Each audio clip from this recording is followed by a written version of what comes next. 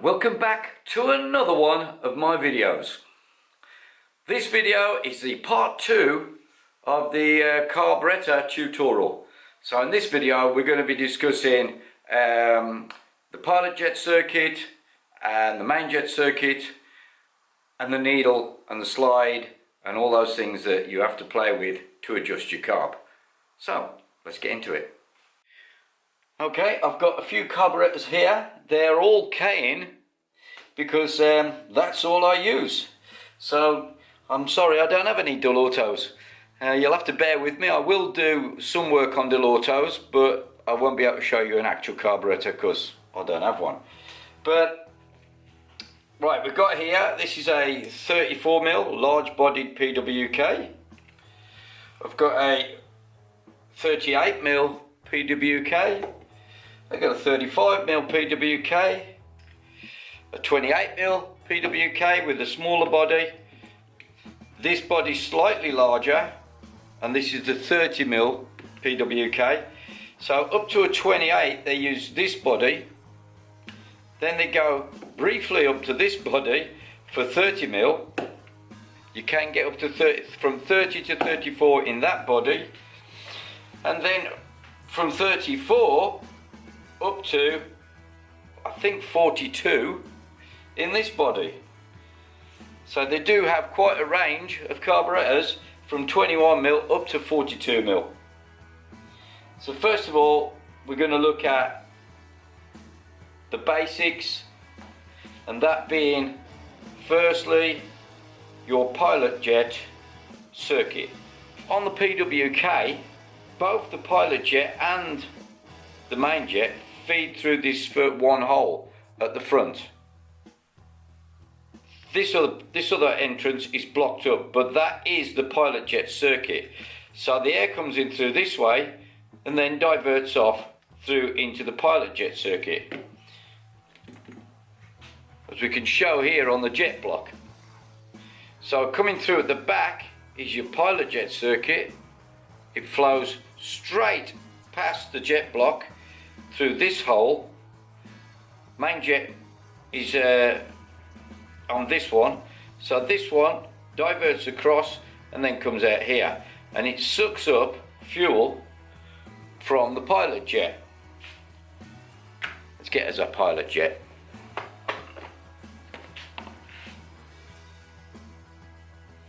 Any old pilot jet, shiny one. Okay, this is your pilot jet, which screws into this position on the jet block, on the secondary position. That's already got one in it. So fuel is sucked up by the differential in pressure, just the same as the main jet, up through, and there is a cavity where the air breaks up and emulsifies the fuel. We say emulsification, it's not really emulsification because emulsifying is two liquids, whereas we're mixing air and fuel, which isn't really emulsification. It's basically atomization. But so basically the air flowing through breaks up particles of fuel that's been sucked up, and then it goes through the circuit. Let's do it on a shinier carb, and comes out behind the slide. There's a small hole there that comes from this part of the carburettor straight the way through and allows fuel to be sucked up the pilot jet and through and out the back of the carburettor. So air is sucked in through the front and then out through the back. And you regulate that with an air screw that's on the side. This is an air screw, not a mixture screw. So basically we regulate the amount of air that's going into the pilot jet circuit. So that needle goes straight the way through into the carburettor. Behind here where your little brass plug is, the brass plug's there because that's how they drill it out, and then they plug it afterwards. So you've got a two holes going through the carburettor there that come out here. That one is your pilot jet circuit. Let's get a little pointy tool. Pointy tool. This one is the pilot jet circuit, which is behind this brass ferrule. That is your main jet circuit, but on a PWK it also has the needle passing through it to regulate the amount of airflow. So this air screw adjusts the amount of air. So you screw it out, you get more air. You screw it in, you get less air and a richer mixture. So that's how the PWK is regulated, with this air screw at the front. So when it comes to the pilot jet circuit, the air flow comes in the small hole at the front, passes round the atomizer, comes back down, sucks up fuel from the pilot jet, and then it's mixed together with the airflow in behind the slide. Okay, so on to the main jet circuit. This is where the main jet's located, in the bottom of this jet block, which actually on the PWK screws into the main body. Unlike a Dell Auto, it's all cast in together, and it relies on these little O-rings here to make seals on the small holes and joins everything up. The beauty of this is you can literally replace the jet block when it's worn or damaged without replacing the entire carb.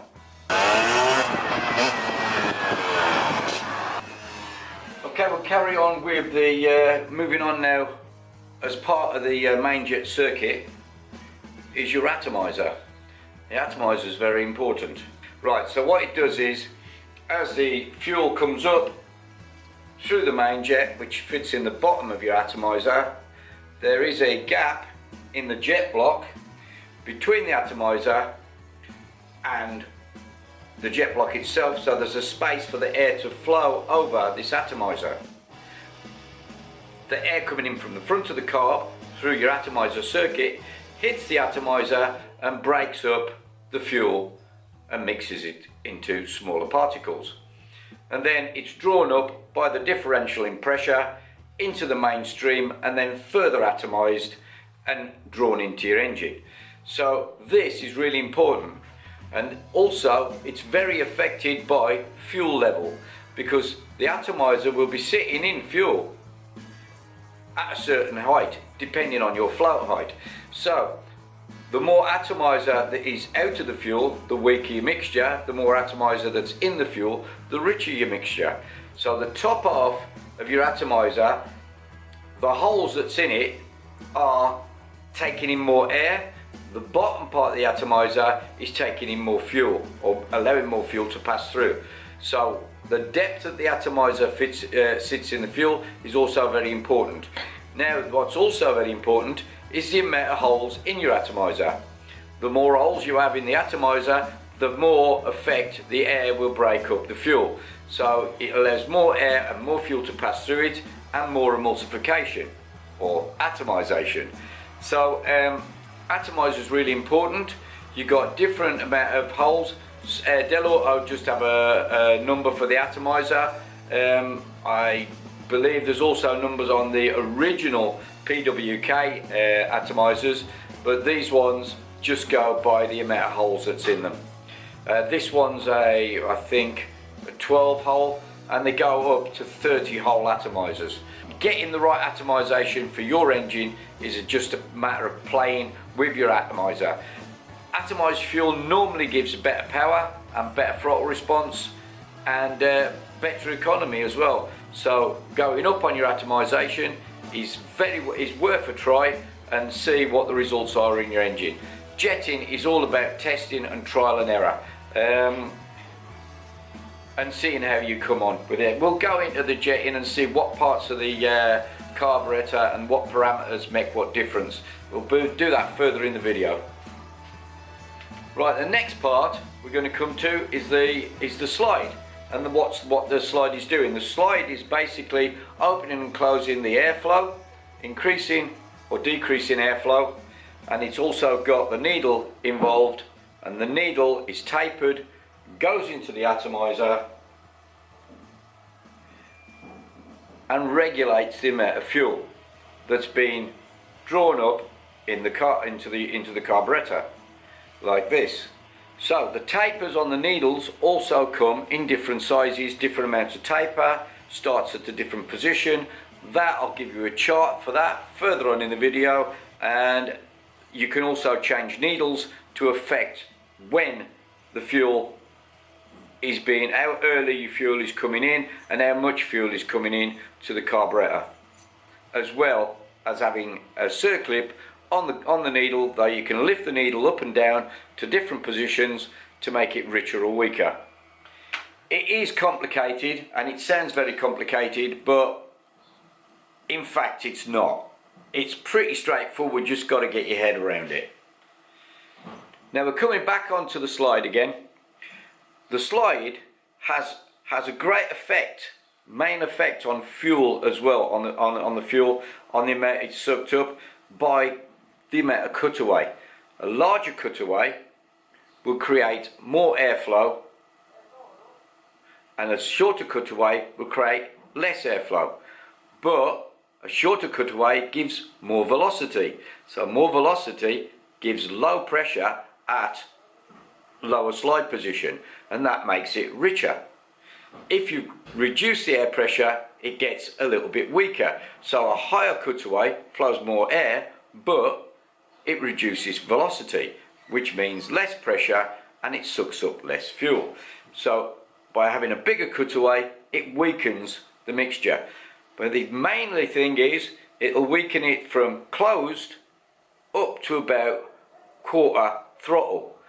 So it then overlaps the needle. So if you want to clean up lumpy bits from no throttle to quarter, you want to be looking at the slide and not your needle so much. Needle overlaps the needle, because if you weaken the needle down and keep weakening it to try and get rid of a bubbly rich spot on the bottom end, you're going to end up eventually getting it down weak enough, but when you go half throttle, you're going to be too weak on the needle, because you've just dropped the needle too far. So sometimes it's much better to change cutaway rather than move around your needle too much.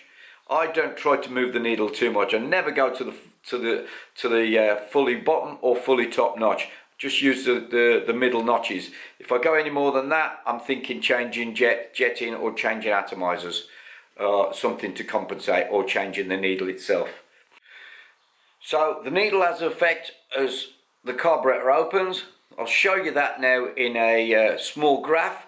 It will show you where different parts of carburation take effect during the throttle opening, from the fully closed to 1/8 to quarter throttle to half throttle and to full throttle, which parts of your jetting, they all overlap each other, and you can change various bits to get the jetting correctly. Basically, really there's no substitute for experience when it comes to jetting. The more you work on it and the more you do it, the better you become.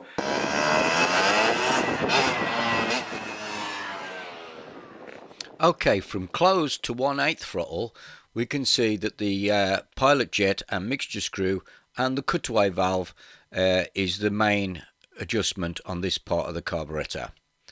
From quarter throttle to half throttle, it becomes very busy because it's affected by the clip position, the needle taper, the throttle cutaway, the air screw.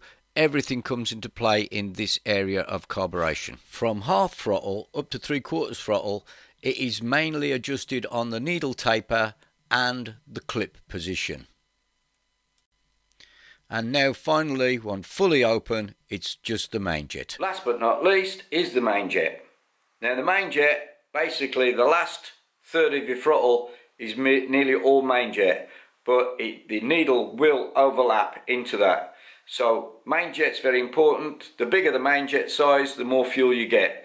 The smaller the main jet, the less fuel you'll get. We have to look at power jets as well. If you've got a power jet carb, that brings in another equation. With power jets, you can run a slightly smaller main jet and allow the power jet to do the final main jetting. But that just allows you to have more stages in your carburation. Some people like them, some people don't. Some people just cut them out and go straight for main jet to make things simpler and easier. Right, I really hope you enjoyed the video so far on carburation. Hope you like and subscribe and keep coming back to my channel.